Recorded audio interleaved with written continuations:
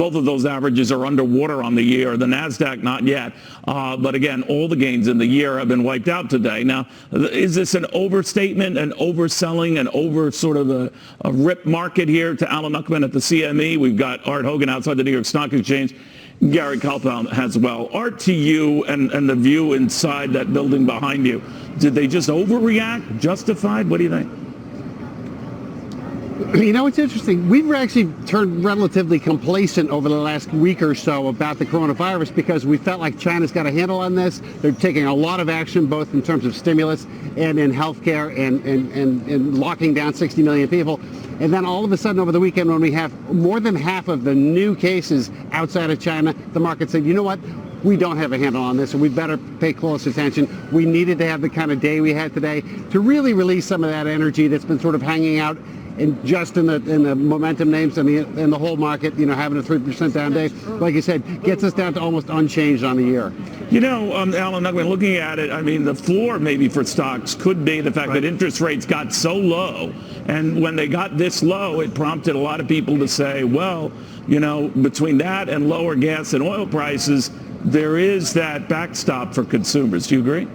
Yeah, it's somewhat of a positive thread that you're going to see the choice between treasuries, the safety of treasuries, and that yield versus the stock market is still non-existent as the rates continue to go lower. You'll see more money flow into stocks as things normalize. Now, what I want to talk about today is that this is a percentage loss of about 3%. So don't look at the points, look at the percentage. It's an unkind unwind. But this, we were making new all-time highs just the middle of last week. You want to look at things on more on a weekly basis.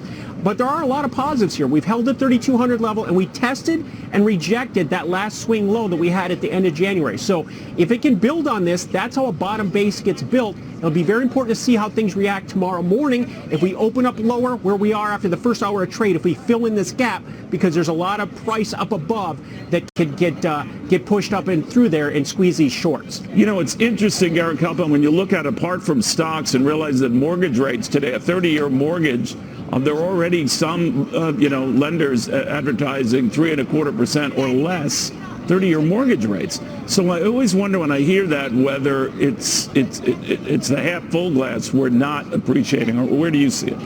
Well, on the interest rate front, there's a reason why the housing stocks, the utility stocks, and the real estate stocks have been the strongest areas of the market over the last few weeks. So yeah, that does help. But I think there's something else at work here, Neil, and it's actually a positive.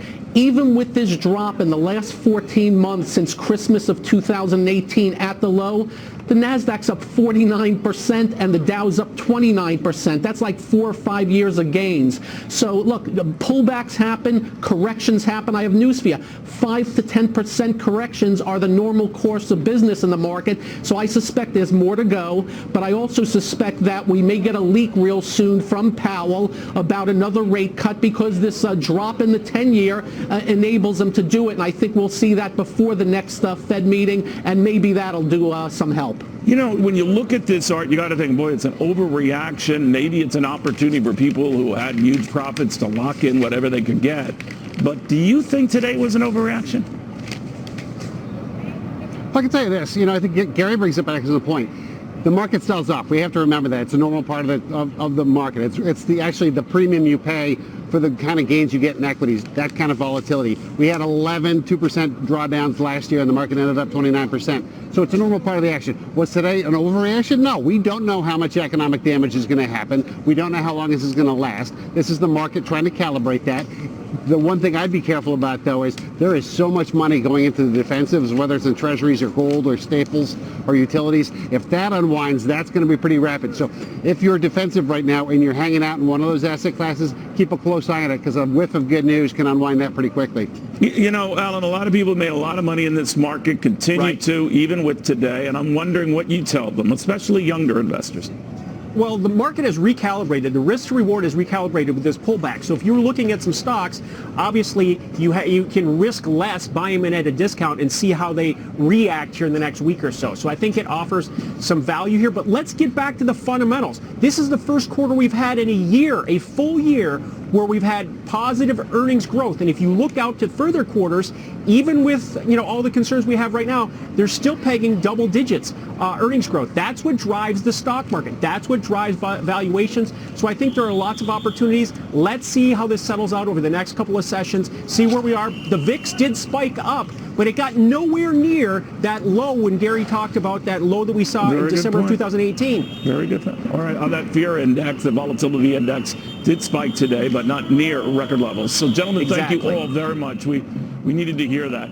Well, you think it could ever happen here, not with some isolated cases, lots of cases. What the White House did today to at least prove it's not going to take any chances.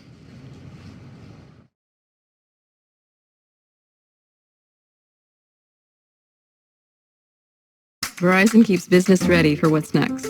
We weave security into their business, virtualize their operations. We also keep them ready for the next big opportunities, like 5G. When it comes to digital transformation,